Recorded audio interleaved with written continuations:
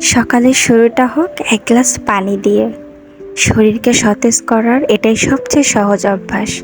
আসসালামু আলাইকুম এভরিওয়ান। তারপর গরম গরম পরোটা ভাজা আর সাথে ১ কাপ ধোয়া ওঠা চা। আহা, এর স্বাদ যেন সকালকে আরও সুন্দর করে তোলে।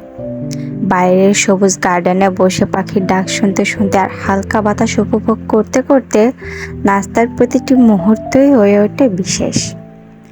জীবনের সুখ সব সময় বড় কিছুতে লুকিয়ে থাকে না। কখনো কখনো এক গ্লাস পানি, গরম পরোটা, ১ কাপ চা আর প্রাকৃতিক শান্তি পরিবেশকে মনকে সবচেয়ে বেশি শান্তি করে তোলে।